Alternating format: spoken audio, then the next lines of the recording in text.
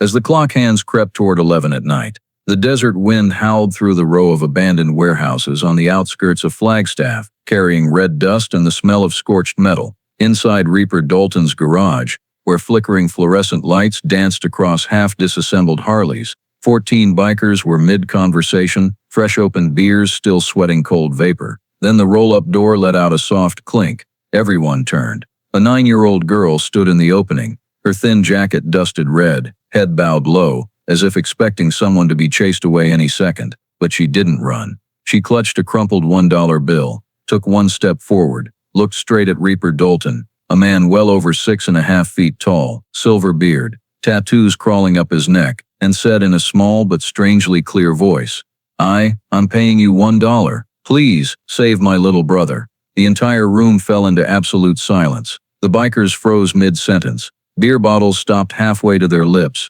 Pool cues hung in midair. Mia gripped that dollar like it was the only thing still tethering her to the world. And when Reaper Dalton asked in his gravelly voice, "Where's your brother?" her tiny shoulders trembled like a house of cards about to collapse. "Eli's gone. 3 days now, sir." The riders exchanged dark looks. Mia took a deep breath and told her story in a small but steel-hard voice forged by desperation. "The police said we probably just ran away to play, or Dad took us somewhere, but Dad's dead. He died in the mine collapse in Cayenta last year. I told them that, and they didn't believe me. They said kids make things up." Reaper's jaw tightened. Mia went on, voice shaking but unbroken. "A few weeks ago there was this black van, windows tinted dark silver Phoenix logo on the side. It kept crawling past our house real slow, every time. Then there was a man. He'd stand on the corner forever, watching Eli when my brother played in the yard. When I looked back at him and he'd turn away, but I knew he was watching us." She swallowed hard, as if saying it out loud made her chest hurt. "The day Eli disappeared, that van was parked at the end of the street. By the time I ran out, it was gone." Her small fist crushed the bill until the paper almost tore. "Mom works night shifts at the hospital. Comes home so tired she passes out the second she lies down. She reported it, but they told her there's no evidence, told her not to make a big deal. The neighbors say I watch too many movies." Mia lifted her head, eyes swollen from sleepless nights but burning with resolve. "Nobody believes me. Nobody will listen." Reaper crouched down to her eye level. "So why do you think I will?" Mia didn't blink, her voice small but solid as stone. "Because you look like someone who isn't afraid of bad men who do bad things, and people like that,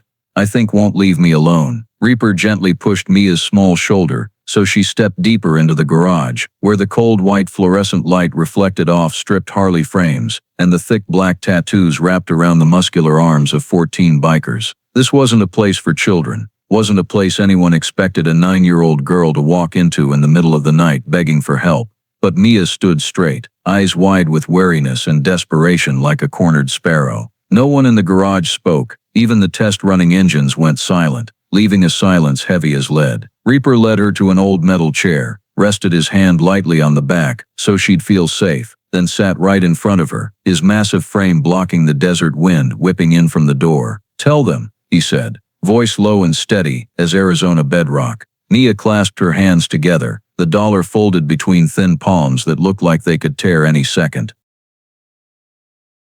"That man," she began, eyes on the floor, but voice no longer shaking, as if some string inside her had been pulled tight to the breaking point and refused to snap. "The man on the corner. Every time Eli played outside, he was there watching. He thought I didn't notice, but I did." Rook, the biker with shoulder-length hair and flames tattooed down his left arm, stopped wiping his Allen wrench and shot a knife-sharp glance at Mia. "What tattoo?" he asked. Mia looked up. The overhead light poured into her pitch-black pupils. An angel, but the wings were broken, completely broken, like they'd been burned off.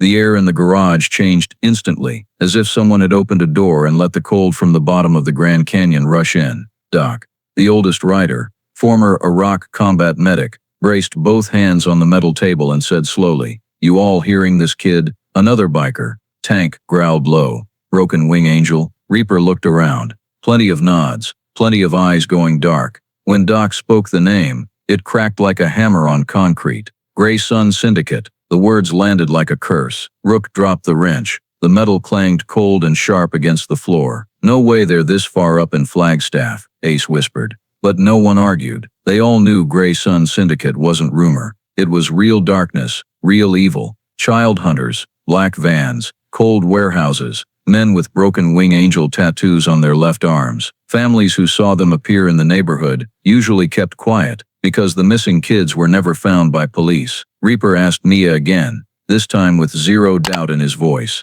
You sure the wings were broken? Not torn, not black. Mia answered without thinking.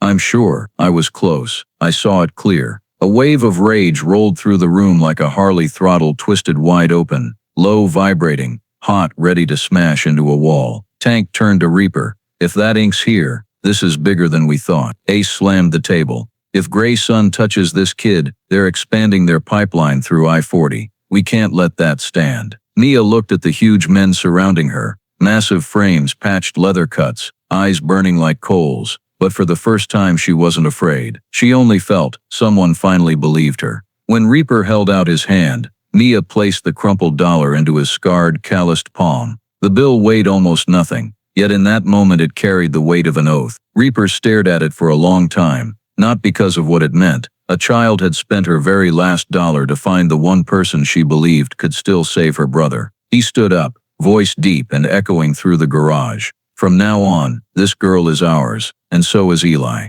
The whole room seemed to shake with a wordless roar of agreement. Tank nodded. Rook clenched his jaw. Ace cracked his neck, ready. Doc pulled out his tablet. No one asked questions. No one second-guessed. Reaper held the dollar up. Hell's Angel, even an X1. If he takes payment, he protects the client. That's the rule. $1 or 1 penny. Same thing. He tucked the bill into his leather vest pocket. We're finding the boy. Period. And then everyone moved at once like a war machine waking up. Ace slammed the garage door shut. Rook fired up the laptop and started pulling traffic cams around Road 66. Tank called the Phoenix chapter. Seen a black van with a silver Phoenix logo last 3 days. Doc spread an Arizona map on the table. Flashlight on every abandoned warehouse between Flagstaff and Winslow. Vapor, the quietest of them all, already had his helmet on, gloves stuffed in his belt. I'm checking the south side container yards. Reaper walked to Mia, placed a hand on her shoulder, gentle but solid as rock. Go home, kid. We'll find Eli. Tonight. Mia opened her mouth to say something but only managed to whisper, thank you. Reaper shook his head. No, we're not done yet. And amid the clatter of keyboards, the rustle of maps, the growl of Harleys warming up, a 9-year-old girl with one crumpled dollar had made an entire crew of bikers stand up. Not for money, not for reputation, but for something every one of them had lost somewhere along the way, lost, and just found again in Mia's eyes, faith. Reaper took Mia out of the garage as the wall clock struck 12 heavy chimes, his Harley roaring under the thick, cold Flagstaff sky. Mia sat behind him, arms wrapped around his leather cut, head pressed against his back like she was clinging to the only safe thing left in the world. When they stopped in front of the Flagstaff Police Department, cold blue neon swept across the hard concrete steps where desperate people had climbed up and walked back down with empty eyes. Inside the lobby, the duty desk was lit by harsh white light that showed every speck of dust. A young officer looked up, frowned when he saw Mia. You two again? Reaper didn't answer, just walked straight in like he owned the place. We need the missing person file on Eli Carter, he said. The young officer started to object, but when Reaper stepped closer he changed his tone. I don't have authority. You need Sergeant Keller. At that name Mia flinched like someone dumped ice water down her back. She took half a step backward, pressing against Reaper's leg, shoulders hunched, eyes darting for an exit. Reaper caught the change instantly. He'd seen that look in the service. The look kids give someone they know is dangerous. The kid's terrified of Keller, he thought, blood running hot. Keller appeared from the hallway, coffee cup in hand, uniform creases still sharp like it was just pressed. He wore the half-smirk of a man used to being obeyed. Well, you two again. I thought I made it clear. Runaways aren't priority. Mia shrank farther behind Reaper's leg, head down but eyes wide with terror, as if Keller wasn't police but a predator. Reaper lowered his voice. He didn't run away, and you know it. Keller raised an eyebrow, sipped his coffee, tilted his head like he was trying to stay patient. We follow procedure. First 3 days, most come home on their own. Reaper never took his eyes off him. What about the father? Your report says possible he took the kids. Keller smirked. It's a possibility. He's dead, Reaper said. voice low and ice cold. Keller froze for half a second, long enough for Reaper to know he knew, and had known all along. Reaper took one step forward. Keller took half a step back. "Show me the file." Keller shrugged like it was nothing, turned and led them to records. But the second he pulled up the screen, Reaper spotted something wrong. The report timeline had been altered hours ago. Edit marks still visible, though Keller scrolled fast to hide them. Reaper said, "Hold it." He grabbed the monitor edge, pulled it toward himself. The missing person file, supposed to contain all neighborhood camera footage, was now just a few short lines. Entire folders gone. "Where's the camera footage?" Reaper asked. Keller shrugged. "System glitch. Old equipment," Mia whispered, soft enough only Reaper could hear.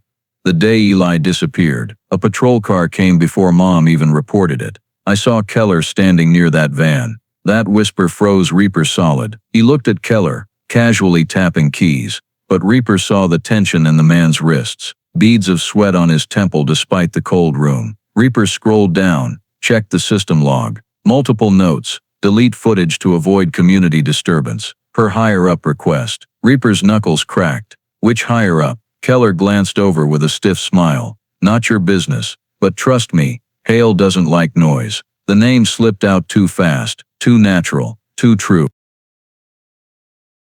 Reaper felt the room shrink into icy air. Mia stood behind him, breathing fast, tiny hand clutching his cut like it was the last anchor in a whirlpool. Keller had said too much, slipped too deep. Dorian Hale, according to everything Reaper pulled last night, was Flagstaff's wealthy businessman, Maine police donor, and the kind of man with enough money, power, and darkness to bury anything dirty. Reaper tilted his head, stared at Keller like a cornered animal. "What does Hale have to do with this?"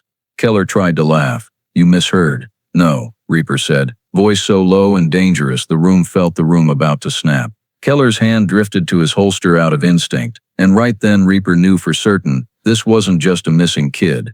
Not a runaway. Not family trouble. He knew Mia wasn't lying. He knew Keller had seen Eli. And he knew the camera data wasn't lost. It was erased to cover something far uglier. Mia whispered, voice shaking. "Uncle Reaper, I want to go home." Reaper put his hand on her head, shielding her completely. He didn't ask any more questions. He didn't need to. He understood everything. And there was only one conclusion. Eli's disappearance wasn't random. It was staged. Covered. Protected by people with badges and power, and Hale was behind it all. When Reaper walked out of the station with Mia, the desert wind hit so hard the American flag out front snapped full. He didn't look back. He didn't need to. He'd seen enough to know that tonight, everything changed. And the real war with the darkness started now.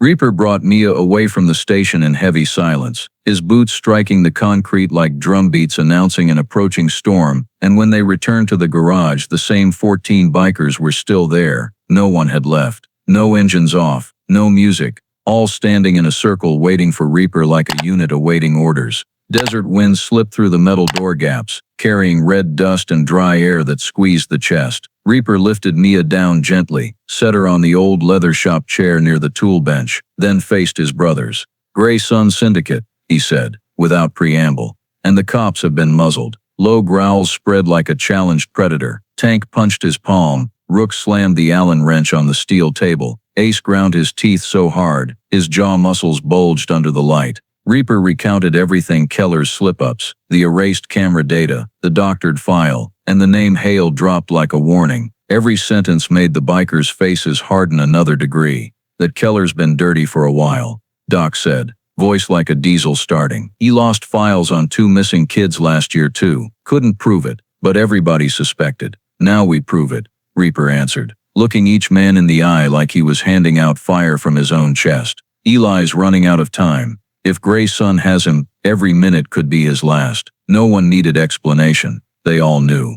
Men who'd stared death in the face, run from their own shadows, survived war, streets, prison, knew exactly what happened to a child in Gray Sun hands. Rook opened the laptop, blue screen showing streets around the Carter house, pulling traffic cams now. Tank called the Phoenix chapter president directly. "Any black vans with Silver Phoenix last few days?" Phoenix answered. "Saw it 3 times this week on I-40, headed toward Holbrook. Thought it was just delivery, so we didn't flag it." Ace took a call from Sedona chapter. "Saw it too. Afternoon. Crawling near rest stop 324, the garage shook. 2 chapters, 2 sightings, same van, same logo, they're moving product, Doc said. Eli could be headed out of state. Reaper braced both hands on the table, body taut as a bowstring. No, we're not letting that happen. No child leaves Arizona while we're still breathing. The bikers scattered to their tasks. Rook, part-time hacker, full-time wrench, filtered traffic footage, zoomed on a blurry still of the van. Plate covered with black tape, but rear door showed a small company logo. Sunfield Logistics, Shell Company, Ace said. 2 employees, no real office. Rook dug deeper, pulled registration, registered owner, Hale Foundation. The garage went dead silent. Hale wasn't suspicion anymore. Hale was fact. Hale owned the van. Hale owned Keller. Hale owned the broken wing angel tattooed men. Mia sat quiet in the chair, eyelids drooping from exhaustion, but every word burned into her ears. Reaper went back, lifted her, laid her on the old sofa against the wall. Sleep. I promise no one will touch you again.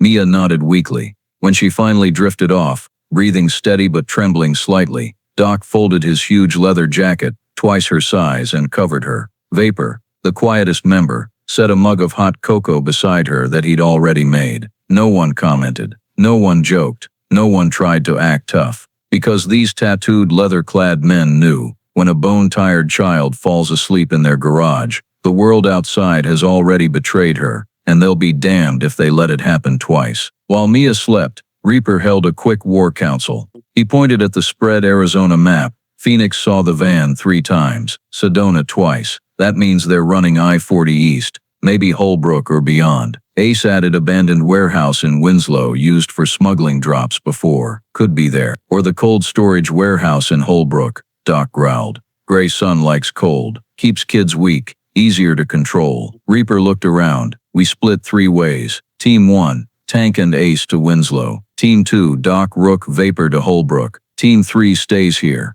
Guards Mia and Rachel. Rook asked, what about you? Reaper zipped his cut, eyes dropping dark as night over forest. I'm going after Eli. Tank stepped forward, heavy hand on Reaper's shoulder. You're not going alone. Yes, I am, Reaper answered, voice forged steel. The kid hired me. That $1's in my pocket. I go first. A few started to protest, but Tank raised a hand. They all understood the unwritten law. A Hell's Angel, even retired. If he accepts payment, even a single buck, the client's safety becomes his absolute duty. No one gets between that, but they can back him, and they will with everything. Ace called 2 more chapters. Round up the brothers. This is emergency. Over 30 riders from Phoenix, Prescott, and Sedona geared up. Harley thunder rolled like war drums drawing near. Reaper looked at Mia one last time before leaving. She slept deeply, small arms clutching the huge leather jacket like a shield. Her breathing so light it seemed any breeze could snuff it out.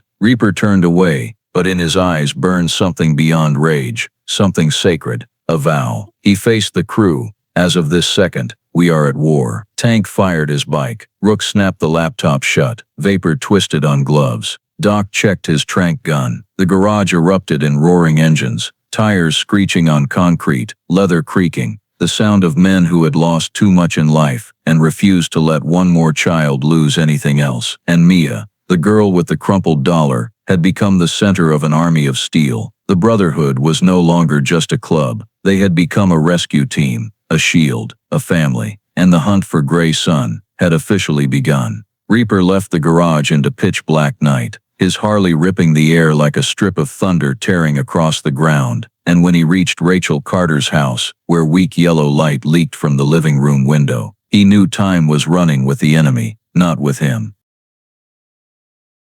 Rachel opened the door looking like a mother who hadn't slept in 3 days, eyes ringed black but flaring when she saw Mia safe in Doc's arms behind him, then dying again remembering Eli was still out there with monsters she couldn't bring herself to imagine. Reaper spoke straight. I need everything you know about Dorian Hale. Just hearing the name made Rachel clutch the doorframe like it was all that kept her standing, breath shaking. Hale. He's not what Flagstaff thinks, she said, stepping back inside, collapsing into a chair, covering her face with both hands before looking up. I used to volunteer for his charity. They held events for poor kids in the area, sounded beautiful, clean. Reaper stood arms folded, filling half the room with shadow. But, Rachel swallowed. But I saw something I wasn't supposed to. One afternoon after an event, Hale took 3 kids behind the stadium. No parents, no supervision. He opened a black SUV door and told them to get in. I asked what he was doing. He just smiled and said they were special cases. But I saw inside the vehicle another man. Reaper, can you describe him? Rachel shuddered. Couldn't see the face, but I saw the tattoo on his left arm. An angel. Broken wings. The air froze. Mia, sitting on the sofa wrapped in a biker jacket, jerked her head up, eyes wide. Same as the man I saw, she burst out. Voice sharp as a needle in flesh. Eli told me someone wanted to take us somewhere really pretty. I thought he was just repeating kid stuff. But now I know he wasn't imagining. Rachel pulled Mia into her arms, hands shaking with despair. My God, you didn't tell me, Mia whispered. I was afraid you wouldn't believe me. Reaper stood motionless, but his eyes went darker, colder, like embers about to explode. Every piece clicked. Hale runs kids' charity events, selects special children. Funds police Keller deletes footed broken wing angel tattoo black SUV and black van gray sun syndicate. Reaper pulled out his phone, called Tank. Dig into every Hale Foundation transaction last 3 years. Charities, donations, money flow. Everything. Tank came back in 3 minutes. Hale Foundation wired money to Sunfield Logistics 6 times this year. Same logo as on the van. Reaper closed his eyes 1 second. An old special recon habit. When truth is too dark, take 1 breath to lock emotion away so it doesn't override the mission. Mia tugged his sleeve. Uncle Reaper. Eli said the man showed him a necklace with a silver phoenix and said it was a special sign. He told Eli everyone who goes with him gets one. Reaper almost put his fist through the wall. Hale Foundation uses phoenix. Gray Sun uses broken wing angel. 2 symbols, 2 masks. Same beast. Rachel pressed her lips together, eyes wet. Mr. Hale. He always talked about a better futures for poor kids, but no one knows what he does with them after the events. I saw faces appear 1 year and never come back the next. Reaper walked to the window, stared into the night. Hale isn't a businessman, he said, voice dropping to pure menace. He's a predator, and he's protected by power that keeps mouths shut. Rachel hugged Mia tighter. Are you sure? Reaper turned, eyes like knives. He funds the police department. He pays for traffic cam maintenance. He has connections at the border, and he has men with broken wing angel ink. He paused. He's not a good man. He's the kind who knows how to pick children no one listens to. The room went silent, except for the wall clock ticking down Eli's time. Rook called. Got something. Gray Sun usually moves products across the border night 3 or 4. Tonight is night 3. Reaper looked at Mia, the child far too strong for 9 years old. Anything else, Eli said? Any detail? Mia bit her lip, thinking hard. He said the man sat in the car and showed him a silver phoenix pendant. Said when we go with him we each get one because we're special. Reaper felt rage boil.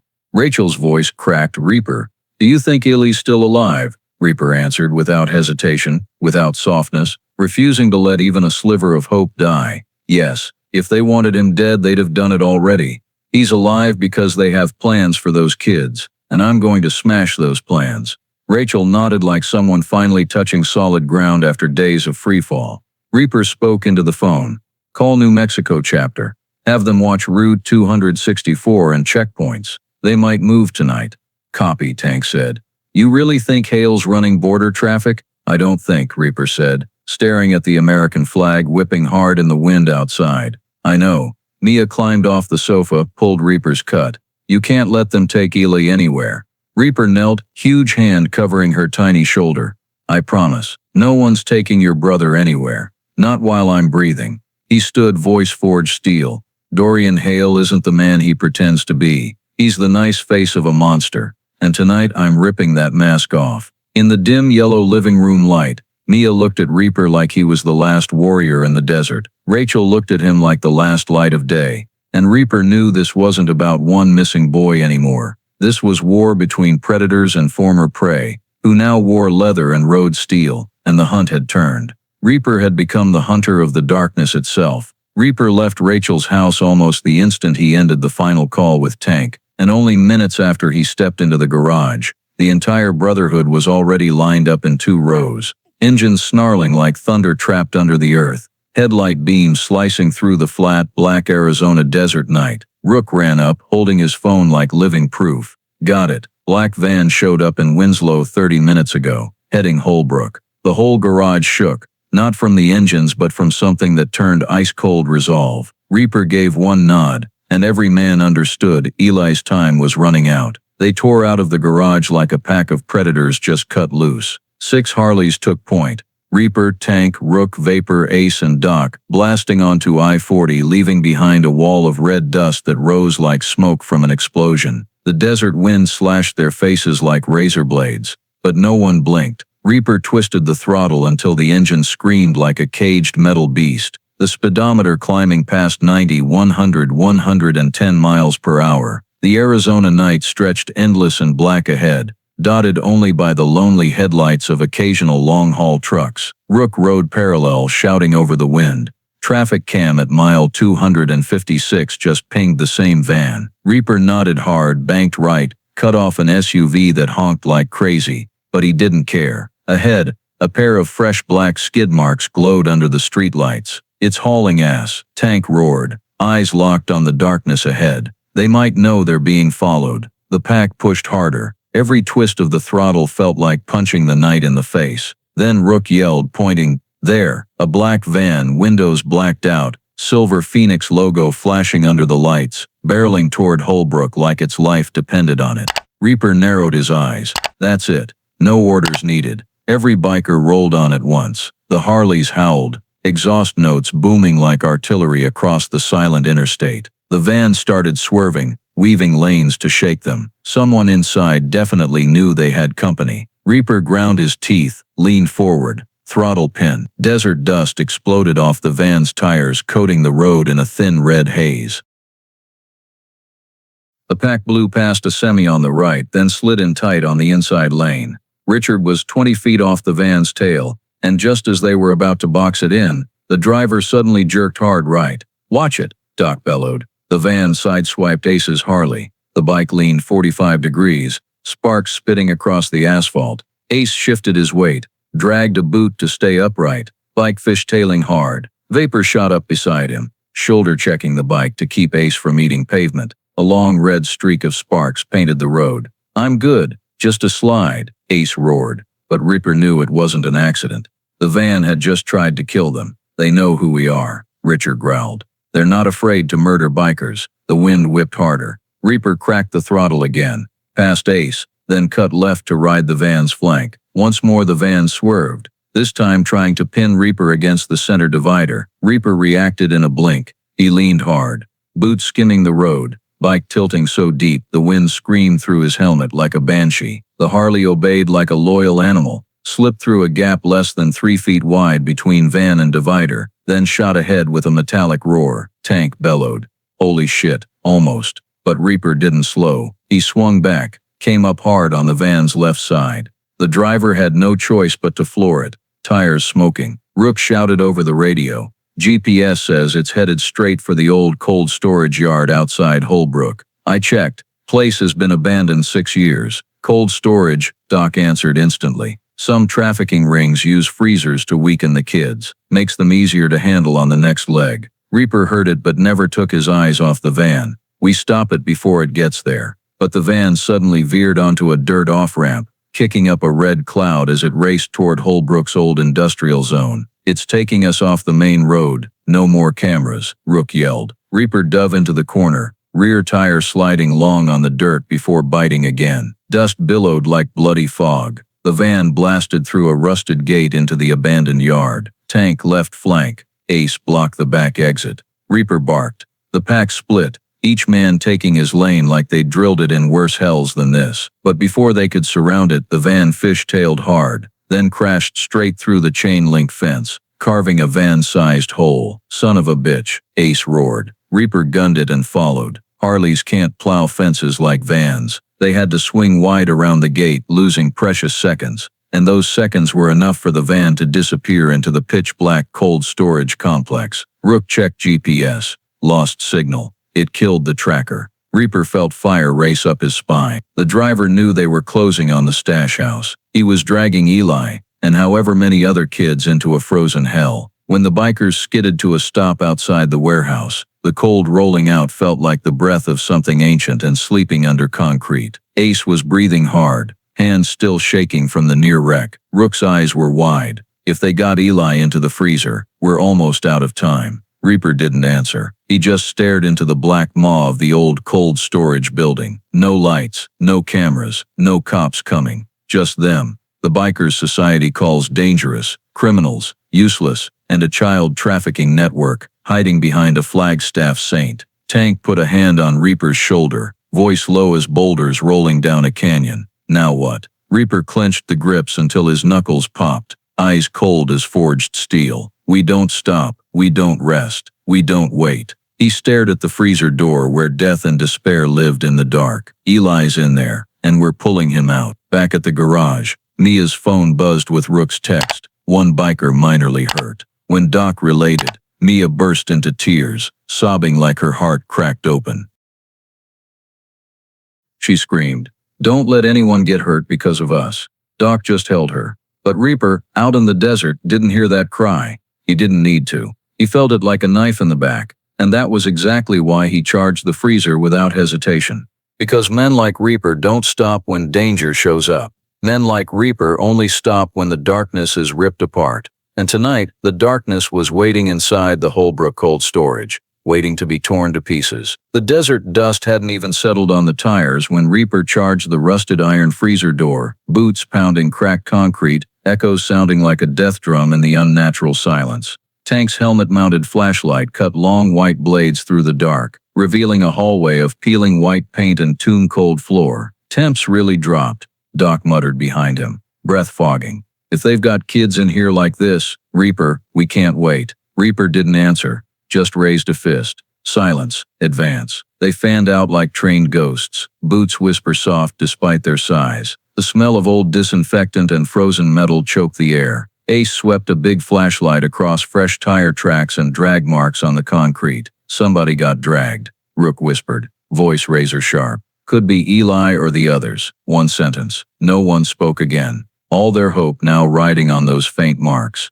At the end of the hall, Reaper stopped before a freshly dented metal door. Tank put his shoulder to it and hit it with every pound of muscle. A thunder-cracked boom, the door flew inward, hinges clattering to the floor. A blast of freezer air rolled out like a monster waking up, and then they saw them. 5 oversized, insulated shipping containers lined up, lids open. Reaper sprinted to the first. Inside, a girl maybe 7 or 8 lay curled tight, face blue-white, lips purple, wrists still bearing rope burns. Doc dropped to his knees, 2 fingers on her neck. Pulse, weak but there. Rook checked the second. A boy around 10, eyes half open but vacant, breathing shallow. Then Ace yelled, "Eli's here." Reaper spun and covered the distance in 2 strides. In the third container, Eli lay curled like an abandoned kitten, clutching his own sleeve. Skin ghost white, eyes barely cracked open from the sedatives. He tried to focus on Reaper, lids heavy as lid. "Eli." Reaper dropped to one knee, touched the boy's shoulder gently. Eli flinched like waking from a nightmare. "I was scared. Thought sister wouldn't find me," he whispered. So faint, Reaper had to lean in. Right then came noise from the far end. Hurried footsteps, metal clacking, panicked breathing. Reaper shot upright, flicked open the knife on his belt. Tank swung the light. A figure bolted through the strobing beam. "Freeze!" Ace roared, but the runner only ran faster. Vapor shot down the hall after him. Reaper growled, "Don't let him get away." They poured out of the freezer room, lights carving the icy corridor. Footsteps hammered like war drums. Rook hit the first corner. He's heading for the back exit. Tank cursed, veered left, light sweeping. The figure sprinted for the half-open rear door. Reaper sprinted flat out, boots pounding like hammers. The runner was 3 steps from freedom. Then Reaper slammed shoulder first into his back. They crashed onto the outside gravel in a bone-rattling thud. The man rolled, staggered up, and moonlight hit his face. Reaper knew it instantly. "Keller," he snarled. The man, Sergeant Keller, was still wearing his police jacket, with the nameplate covered, hair wild, soaked in sweat, eyes wild, like a cornered animal. "You." Keller backed up, hands half raised in surrender, half reaching for his gun. "You don't understand, Dalton. It's not just me. Hale made me." "Shut your mouth," Reaper growled. Hale made you kidnap kids? That what you're going with? Tank and Ace arrived, boxing Keller in.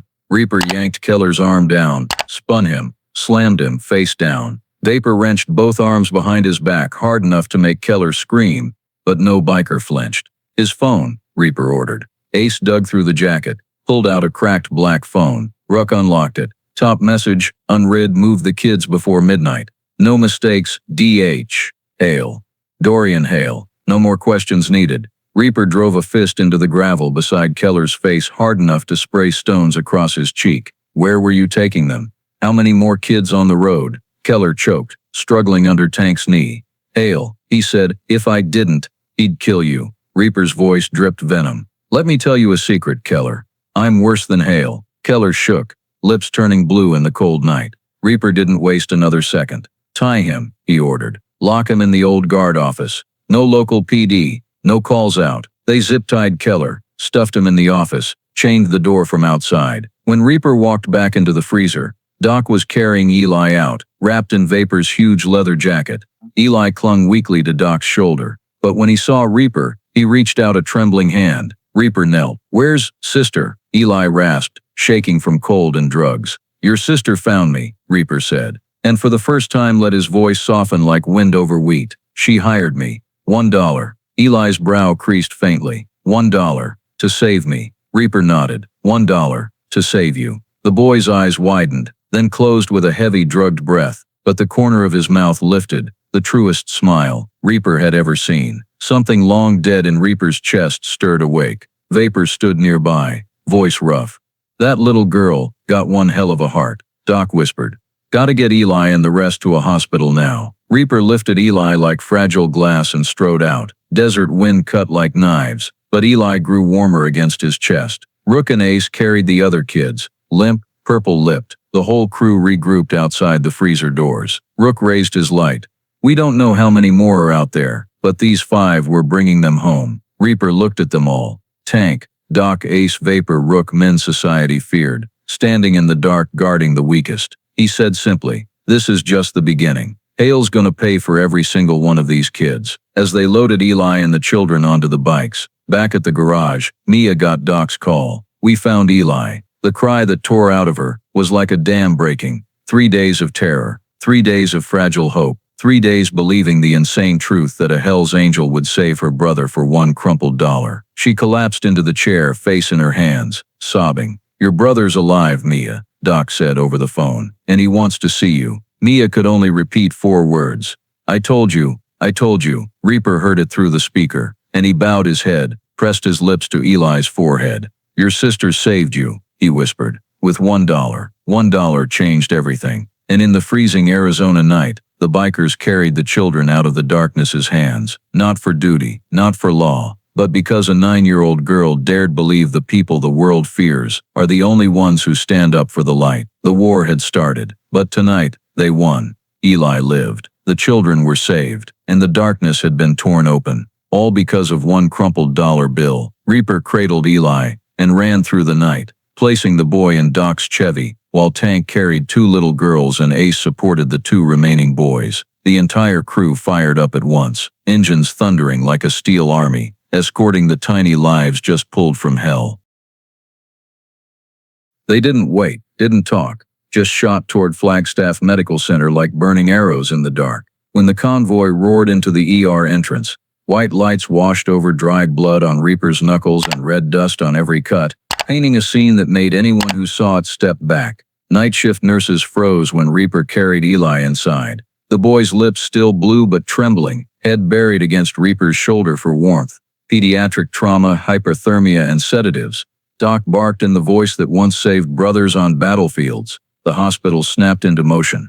Gurneys flying. Trauma doors slamming open. Doctors barking short commands. Everyone moving at biker speed, not hospital speed. And then Mia, Vapor had brought her minutes earlier, came tearing down the hallway like a small hurricane. The second Reaper laid Eli on the gurney, she crashed into them, slamming Reaper's leg but not feeling it, eyes wide then shattering into tears. Eli, she gasped. Eli cracked his eyes. Mia, and for one heartbeat the entire hospital went silent, only Mia's choking sobs and Eli's weak hand searching for his sisters. I thought you wouldn't find me, Eli whispered. Mia buried her face in his small cold hand, sobs turning into tiny broken sounds that made every biker nearby turn away to hide red eyes. I looked for you the whole time. I never stopped. I promised, Mia choked out, squeezing his icy fingers. Rachel appeared seconds later, gasping like she'd run across the world. When she saw her babies clinging to each other, her knees buckled, but Reaper caught her. She wrapped around them, laughing and crying in total collapse. Relief, horror, gratitude crashing together like a love storm in the sterile hall. Thank you. Oh God, thank you. She whispered to the universe and to the man who carried her son out of the dark. Reaper just rested a big hand on her shoulder, voice low. Eli's gonna be okay. Your girl fought for him. Mia looked up, eyes swollen but shining like stars. I told you, my $1 was enough. Reaper bowed his head, unable to speak for a moment. Even a man who'd stood in war zones felt something tighten in his chest. Doctors wheeled Eli away for ICU. You'll be here when he wakes up, right? Mia asked. Rachel nodded hard. Mommy too. When the trauma doors closed, Mia grabbed Reaper's cut one last time. Don't go. Reaper knelt to her level, huge hand covering hers.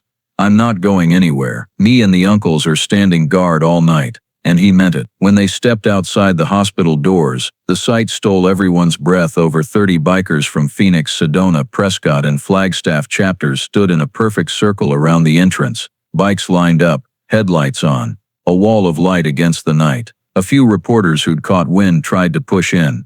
Tank blocked them with one gravel growl. No kid photos, no names, no questions. Vapor stood arms crossed, eyes scanning. Anyone looking at the bikers tonight understood, these weren't the outlaws the papers wrote about.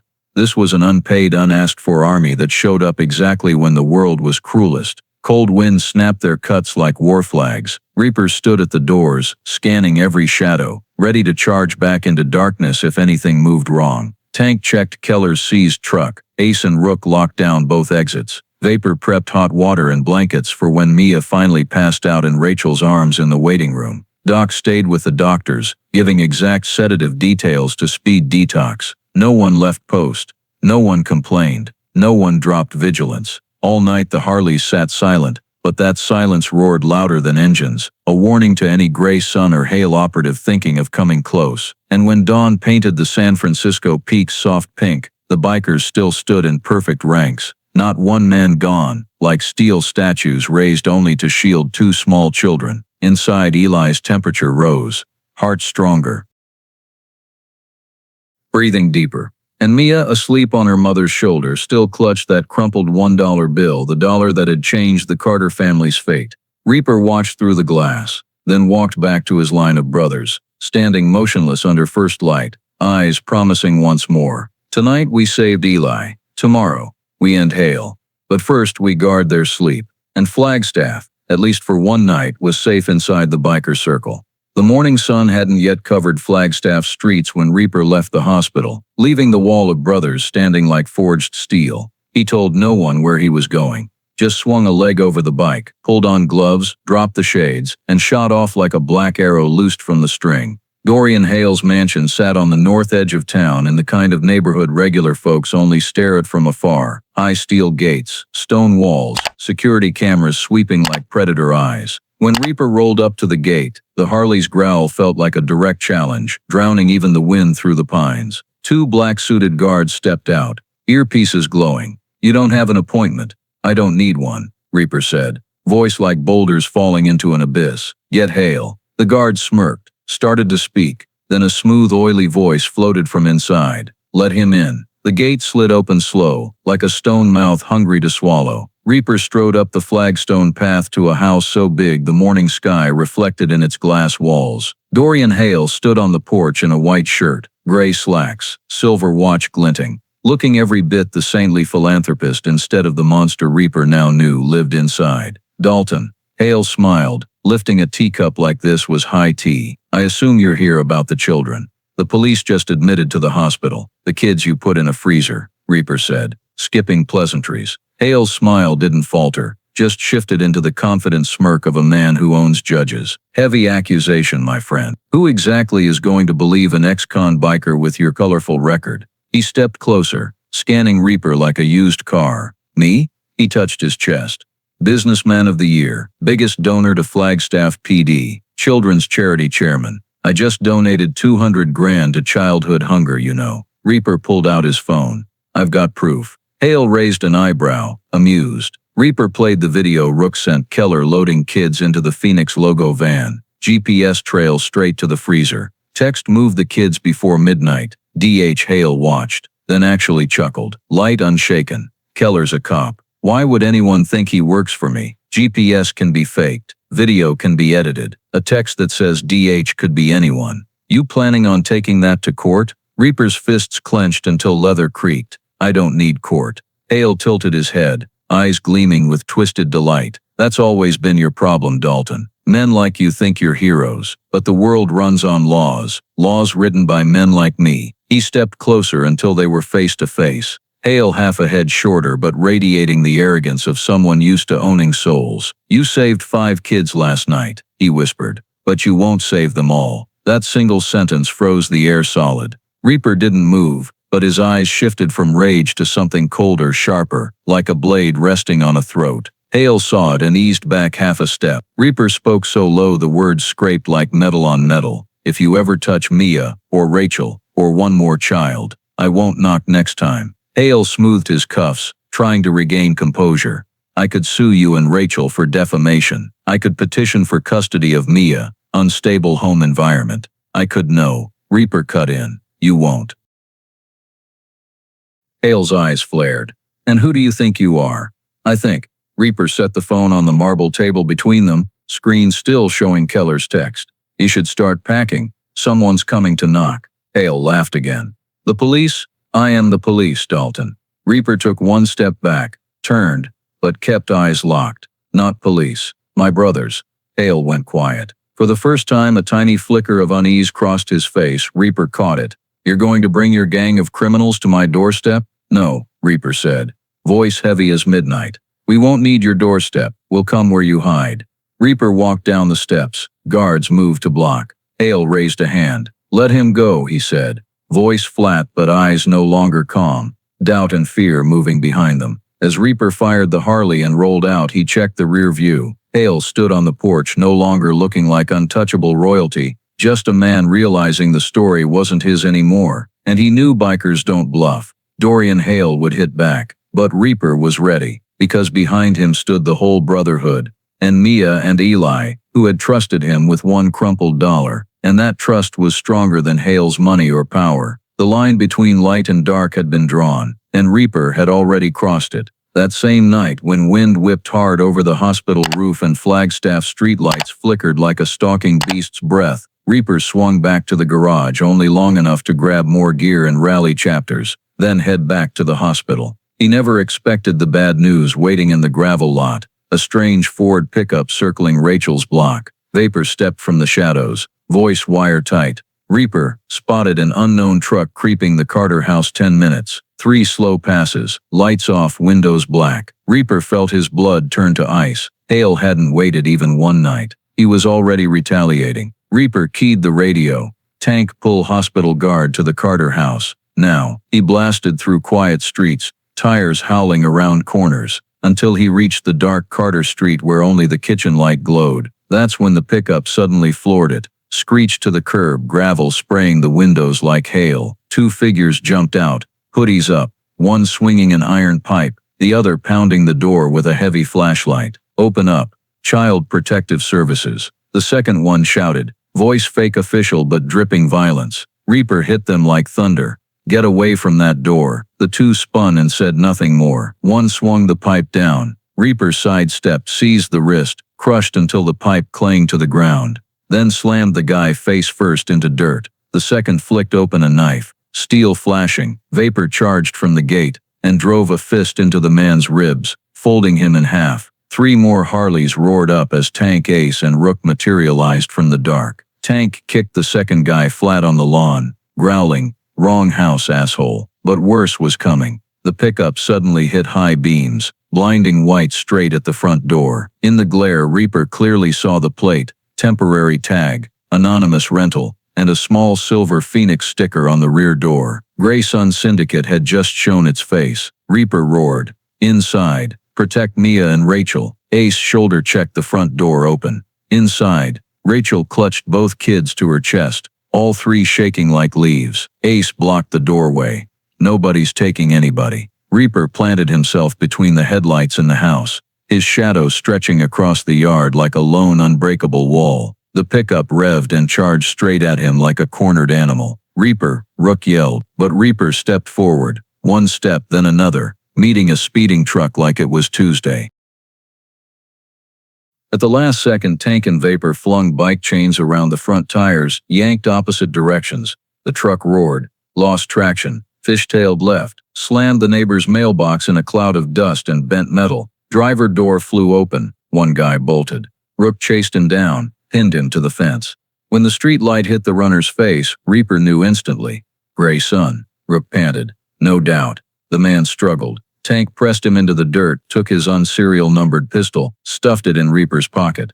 "They really came for the kids," Tank spat. "No more hiding." Inside, Eli buried his face in Mia's shoulder, both kids shaking in rhythm, while Rachel could only choke on tears. Ace held the door. Vapor scanned every direction. From 3 houses down, another engine, black sedan, lights off, someone inside watching. Reaper stepped forward, eyes burning. "Rook, here, call Sedona chapter. Get the family out now." Level red. Rachel heard, panicked. "I'm not leaving my home." Reaper turned, voice not just strong but sad. "Heel wants payback. This house isn't safe anymore. Mia knows. I know, and you know." Mia squeezed her mom's hand. "Mom, we have to go. They want Eli again." Rachel bowed her head, tears falling into Mia's hair. Okay, but promise you won't leave us." Reaper keyed the radio. "Sedona, respond. Copy. 1 family, mom, and 2 kids. Level red. Safe house 3, and listen close."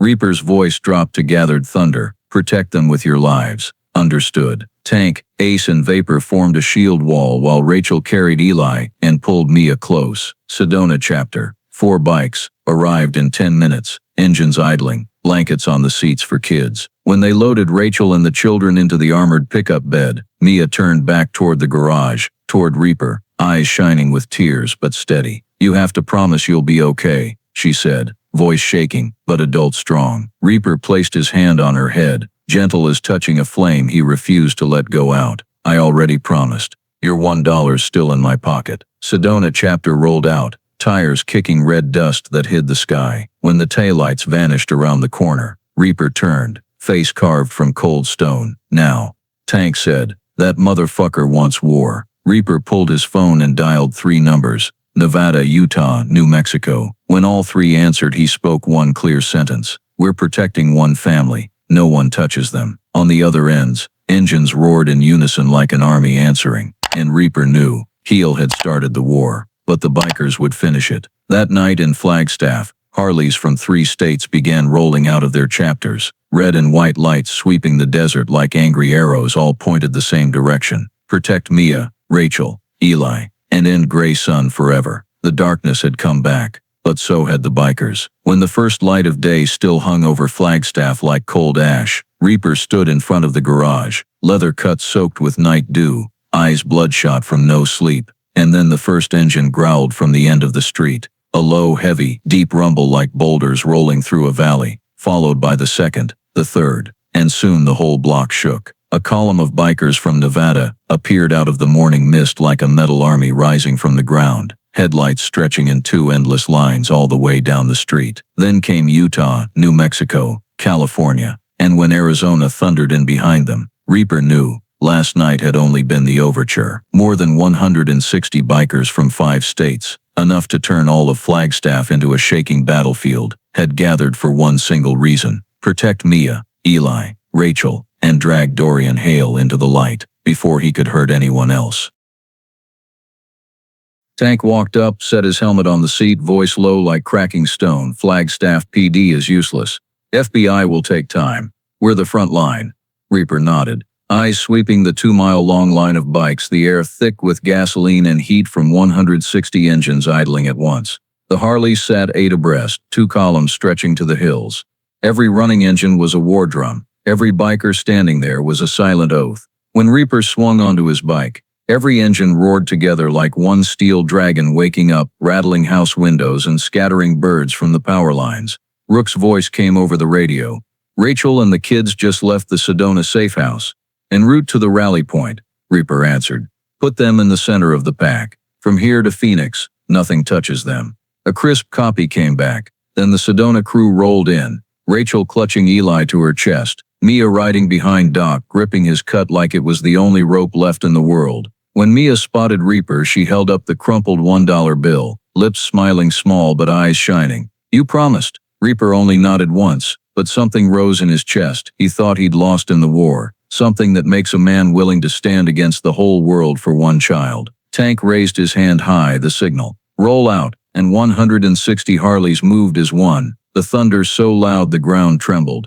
Hundreds of headlights cut through the mist, lighting the road to I-17, where the column stretched so far that people on the sidewalks could only stand open-mouthed. Some live-streamed, some cried, some just stared in disbelief, watching a biker army straight out of a movie escort, 3 small people hidden in the heart of the formation. Arizona State Police got calls about a massive biker convoy tearing down I-17 and thought it was a riot, but when they set up the first roadblock, Tank only said 7 words: "We're escorting kidnapped children to safety." The lieutenant saw Mia hugging Eli inside the armored truck and understood instantly. No more questions. No more roadblock. He just said, "Clear the way for them." And state troopers fell in, one cruiser in front, one behind, leading the 2-mile snake of steel roaring through the Verde Valley. As the column passed Cottonwood, hundreds of locals lined the road waving, shouting, "Save the kids. God bless you. Ride safe." An old veteran saluted as Reaper rode by. Reaper put a fist to his chest in return. The convoy rolled south, picking up more bikes from every small town. Prescott Valley added 30 riders. Camp Verde threw in 15 more. By the time they neared Phoenix, the column had grown past 200 bikes, an image no one in Arizona history had ever seen. 20 miles out, Ace got the call from Phoenix Airport chapter. "Hale's at Deer Valley. He's boarding his private chopper." Reaper ground his teeth. "Prepare to surround." The column split into 3 forks on Tank's command. Rook took the north prong into Phoenix. Vapor and Doc swept east. Reaper led the main body straight down the center. Phoenix blazed under the noon sun, but the bikers rolled in like a black storm, swallowing the city. As they closed on the airport, the chopper blades were already turning, whoop-whoop pounding the air like a fugitive heartbeat. Hale wasn't at the mansion anymore. He was running, but he didn't know the Deer Valley chapter. Phoenix Guard was already waiting. As Hale sprinted up the steps to the helicopter, 2 Phoenix Guard riders roared out from the hangar and parked their Harleys sideways across the runway. The pilot panicked, killed the engines. Hale screamed, "Move! I pay for this place." Phoenix Guard answered, "We don't take money from monsters." Hale fumbled for his phone, but right then Reaper's column stormed the tarmac, the roar shaking the ground like an earthquake. Hale spun, and for the first time in his life his face went from arrogant to truly terrified. Reaper braked hard, tires smoking twin black lines across the runway, then stepped off and walked forward in silence like a death sentence, walking itself to the guilty man. "You're insane," Hale panted, backing up. "You think this saves anyone?" Reaper said nothing. He simply held up the USB and Keller's phone. "It's over, Dorian." Hale retreated up the steps, voice shaking. "I'm a philanthropist. Who's going to believe a bunch of criminal bikers?" "The Arizona Supreme Court," Reaper said, eyes sharp as steel. "And they're waiting." As the bikers escorted Hale off the airport, Phoenix PD received orders from the top. "Do not interfere, assist," because the child trafficking case had reached the state attorney general himself. The Arizona Supreme Court building sat in downtown Phoenix, a huge glass structure mirroring the blue sky. And when 200 bikers lined up on the steps, the engines pulled the whole city out of its usual quiet. Crowds gathered on both sides. Reporters swarmed. Whispers spread. They found the kids. Bikers saved them. They got Hale. As officers marched Hale up the steps, he screamed, "This is a mistake. I'm being framed." But the moment he reached the doors, the Arizona Attorney General stepped out holding a thick file, face grim as he reviewed the evidence. Reaper handed over Keller's video, the van's GPS trail, freezer photos, Hale's text to Keller, everything connecting into one perfect map of crimes. "Mr. Dorian Hale," the AG announced, "you are under arrest for child trafficking, kidnapping, extortion, abuse of power, evidence tampering and racketeering." Hale went white. No, this can't. Cuffs snapped on right there on the courthouse steps. The crowd erupted. Cameras flashed nonstop. Bikers formed a protective ring around the Carter family so they wouldn't be crushed. And in the middle of all that chaos, Mia walked up and took Reaper's hand. She looked up, eyes clear as desert water under the Phoenix sun. I knew you were good. One tiny sentence. To Reaper it rang like an oath. He knelt, wrapped her in his arms, gloved hand on her head, and for the first time in years closed his eyes in pure relief. Eli hugged his leg. Rachel stood behind them, hands shaking with emotion, unable to speak. The bikers stood around them like a fortress of metal and loyalty, men society feared, now the heroes of the entire state of Arizona. And it all began with one crumpled dollar bill, a 9-year-old girl handed over on a cold Flagstaff night. The war ended here. But the story was only beginning. That afternoon, as the Phoenix sun softened like a long breath after a day of chaos, Reaper rode back to the Brotherhood clubhouse in Flagstaff. The garage still smelled of exhaust and desert dust, but this time no tension hung in the air, only a strange peace, as if the whole building exhaled after battle. In Reaper's hand was the crumpled $1 bill, edges torn, one corner still dusted with dirt from the Holbrook freezer, the dollar Mia had given him that windy night, the dollar that pulled an army of bikers from 5 states to stand against the dark. The entire chapter fell quiet as he walked to the Wall of Honor, where they kept relics from their biggest, hardest, most unforgettable rides, nameplates of fallen brothers, dented armor that stopped bullets, faded bandanas worn thin by years. Reaper placed the dollar into the small wooden frame, rookhead ready, clear glass catching the afternoon light like holy water over thin paper. He hung it dead center on the wall, where no one could ever miss it. Ace said softly, "It belongs there." Tank nodded, eyes fixed on the frame like he was staring at proof of a miracle, and right then came the sound of small feet running into the garage. Uncle Reaper. Mia shot in like a beam of light, hair flying, eyes big enough to hold the whole world. Eli limped in behind her, still a little tired but grinning so wide Reaper's heart clenched.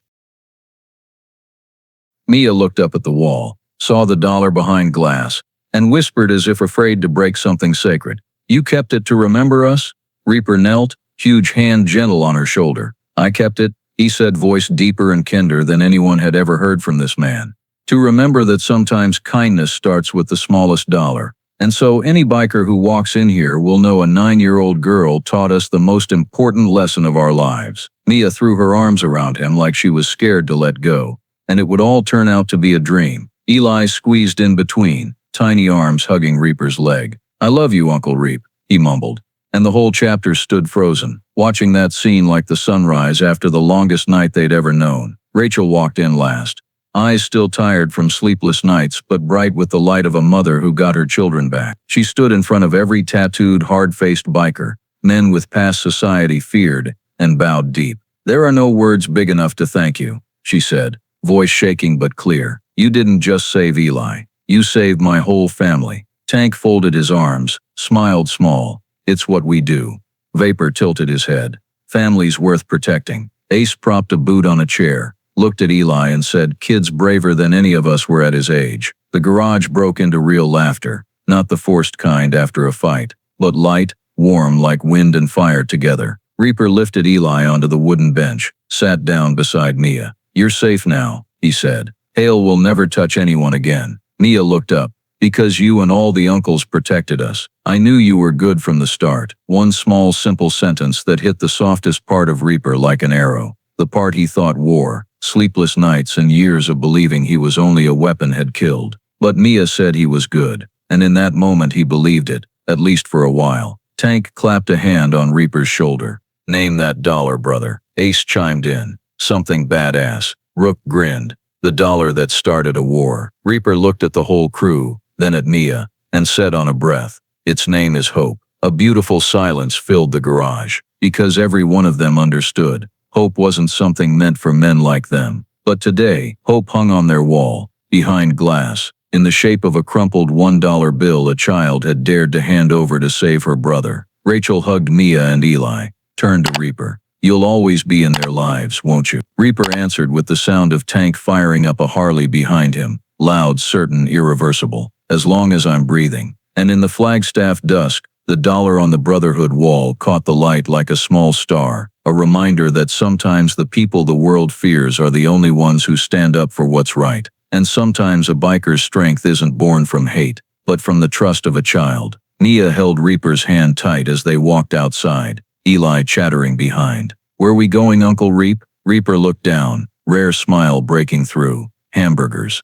My treat." Your dollar already handled the big stuff. And so, like every best story, the war ended with a family meal. One family forged in steel, loyalty, and one magic dollar that changed everything. 1 year after that dollar was hung on the Brotherhood wall, Flagstaff had changed, slowly but surely, like a city that finally learned to breathe easier after the darkness that once covered it. Mia was 10 now, hair longer, eyes no longer carrying the terror of a girl who lost her brother in a cold night, replaced by the strength of someone who had seen evil and still believed in good. Every evening she did homework inside the clubhouse, while bikers took turns teaching math, science, and how to patch a tire. No one treated her like a victim anymore. She was family, full member of that special steel tribe.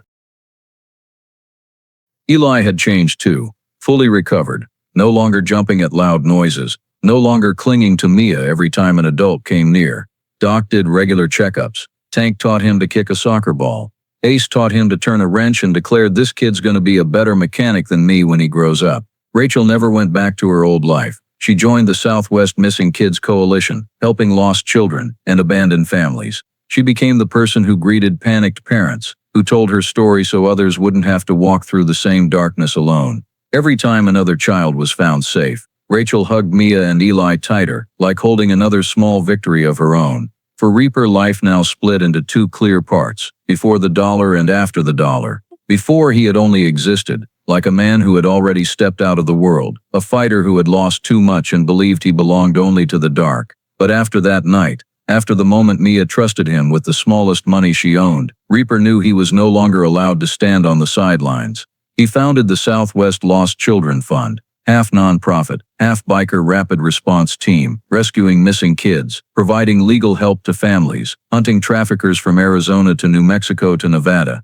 The name spread fast. Local police were suspicious at first, but after 2 more kids were saved in 6 months they started cooperating. Some even quietly asked Reaper for help on cases they couldn't touch. And the dollar? It was no longer just behind glass. It became a symbol, like a paper wish, like a talisman, reminding every biker that sometimes courage doesn't come from strength, but from the tiniest act of faith. For a whole year bikers rode in from Texas, Idaho, Colorado, even Montana just to stand in front of that dollar. They stood before the wall of honor like pilgrims at a shrine, unusually quiet, no jokes, no laughs, only reverence and gratitude for the story that changed hundreds of biker hearts. On the glass rook had engraved 3 words: courage, loyalty, hope. And anyone who saw it understood those weren't slogans. That was how the Brotherhood lived every day. One summer afternoon, Mia led Eli into the clubhouse as usual. Reaper was changing Tank's oil when Mia ran up, looked at the dollar, and whispered, "Uncle Reap, since that dollar was mine,